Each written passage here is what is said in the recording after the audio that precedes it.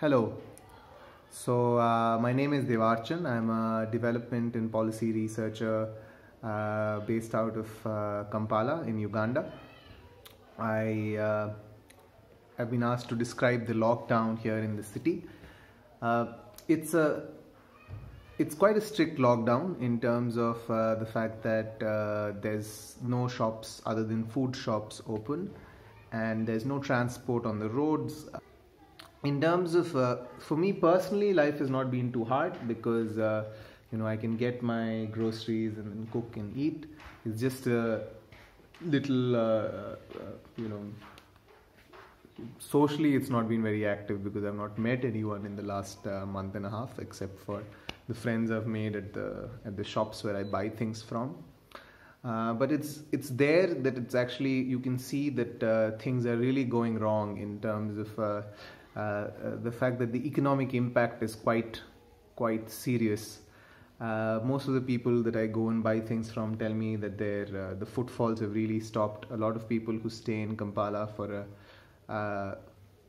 and used to work have all gone back to their villages, which means there's very few people who are actually buying. So the Boda Boda taxis, which sort of drove you, which were the transport infrastructure of the city, let's say, those guys are no longer able to ply their roads, and they can't make any money.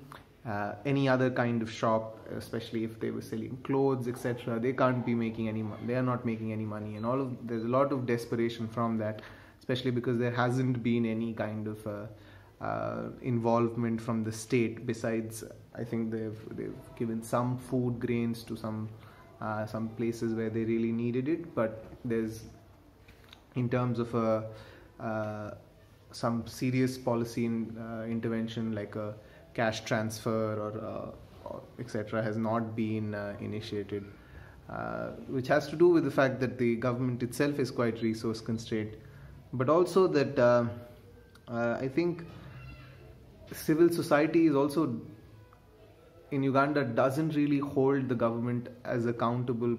I sometimes think as maybe it should.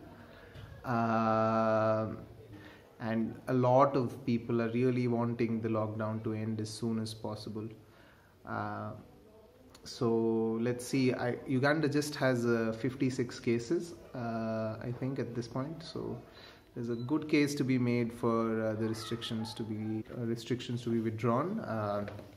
But the government is being very cautious about the disease. But I think, given that the population here is among the youngest in the world, and that we've only had 56 cases here so far, maybe it makes sense to phase out the lockdown and keep certain